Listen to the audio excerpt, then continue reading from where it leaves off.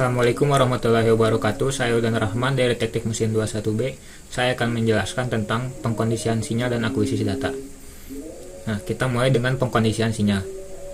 Dalam sebuah proses pengukuran, sensor tidak bisa berhubungan langsung dengan sebuah alat yang mengukur maupun memonitor sinyal.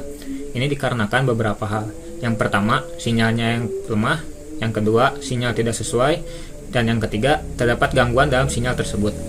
Oleh karena itu, dibutuhkanlah beberapa proses terhadap sinyal tersebut. Yang pertama, penguatan sinyal. Yang kedua, merubah sinyal tersebut menjadi format yang sesuai. Yang ketiga, menghilangkan gangguan yang terdapat dalam sinyal tersebut. Nah, pengkondisian sinyal adalah proses perubahan sinyal atau perubahan sinyal agar cocok untuk interface dengan elemen lain dalam sebuah sistem kontrol. Prosesnya yaitu dengan menyiapkannya atas kebutuhan proses selanjutnya. Pengkondisian sinyal ini dibagi menjadi beberapa jenis. Yang pertama, ada amplified atau penguatan, yaitu dengan meningkatkan amplitudo sinyal input agar tegangan outputnya juga ikut meningkat. Hal ini akan meningkatkan resolusi pengukuran. Nah, biasanya dalam suatu skema sistem pengukuran, amplifier ini dilambangkan dengan simbol segitiga. Lalu yang kedua, ada attenuation atau peredaman.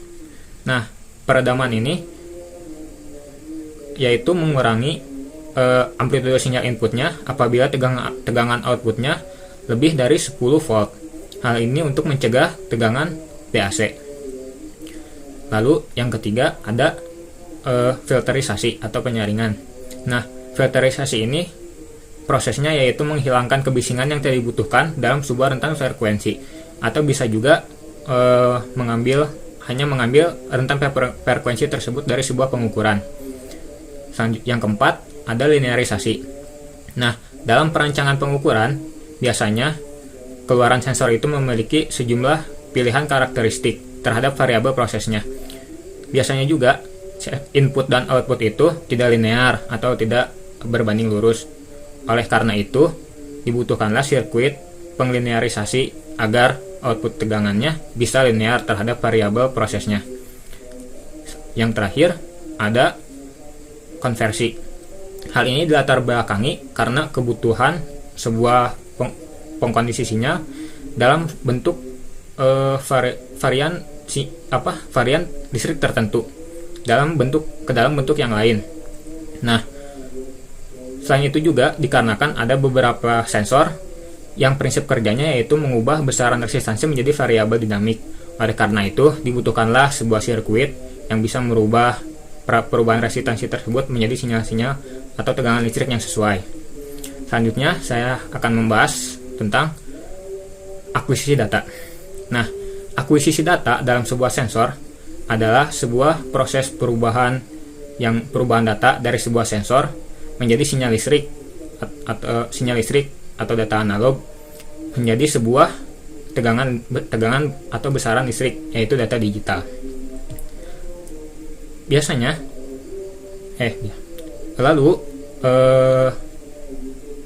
ini disebut dengan analog to digital converter atau ADC. Bisa juga kerjanya terbalik, digital to analog converter atau DAC.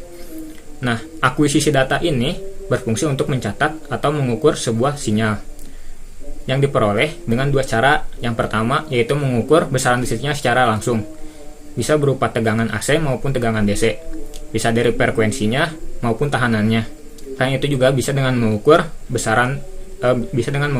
dari komponen elektronikanya secara langsung. Yang kedua, dari transducer, yaitu contohnya seperti thermocouple dan strain gauge. Nah, selanjutnya ada 3 hal yang berkaitan dengan akuisisi data ini. Yang pertama, ada konverter yang berfungsi untuk mengubah sinyal analog, informasi analog yang didapatkan dari sebuah besaran listrik menjadi besaran digital yang diskrit. Nah, bisa juga kerjanya terbalik, yaitu informasi digital menjadi bentuk analog. Nah, yang kedua, ada sinyal analog. Sinyal ini berbentuk gelombang kontinu yang memiliki parameter frekuensi dan amplitudo. Yang ketiga, ada sinyal digital. Sinyal ini berbentuk pulsa atau kode yang memiliki besaran 1 atau 0, hidup atau mati, yang bisa berubah secara tiba-tiba. Lalu selanjutnya saya akan membahas akuisisi data analog. Yang pertama ini ada transducer yang berfungsi untuk mengubah parameter listrik menjadi sinyal listrik. Nah, selanjutnya yang kedua yaitu ada pengkondisi sinyal yang berfungsi untuk memodifikasi, memperkuat maupun mengambil bagian tertentu dari sinyal tersebut. Yang ketiga ada alat peraga visual yang berfungsi untuk memonitor atau memantau sinyal masukan secara kontinu. Yang keempat ada instrumen pencatat grafik yang berfungsi untuk menerima atau menyimpan data masukan secara permanen. Yang terakhir ada instrumen pita magnetik yang berfungsi untuk menyimpan data masukan dalam bentuk listrik semulanya, lalu akan mereproduksinya di kemudian hari. Setelah sistem akuisisi data analog, yaitu sistem akuisisi data digital.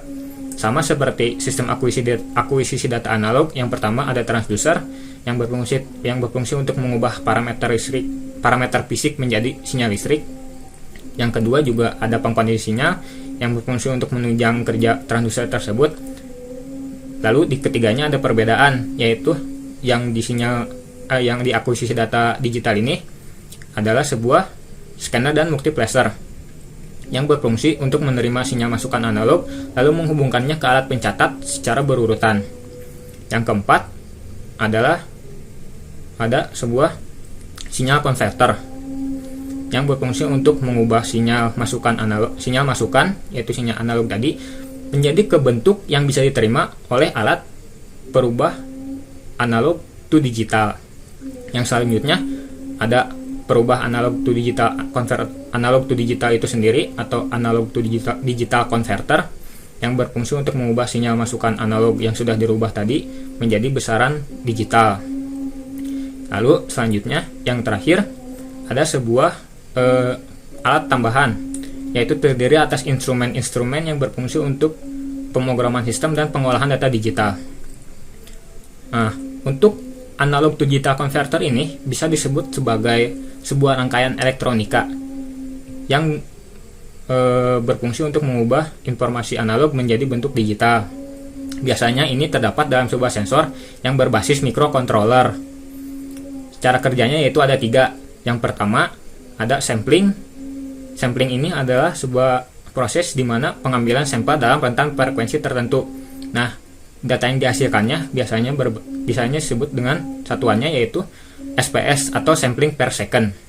Yang kedua, ada sebuah kuantisasi yang merubah sinyal yang awalnya sinyalnya yang berbentuk kontinu menjadi berbentuk waktu diskrit. Lalu yang terakhir ada pengkodean, yaitu perubahan besaran tertentu menjadi besaran yang lebih umum atau bisa dikenali secara mudah. Sekian dari saya. Mohon maaf bila ada kesalahan kata. Wabillahi taufik wal hidayah. Wassalamualaikum warahmatullahi wabarakatuh.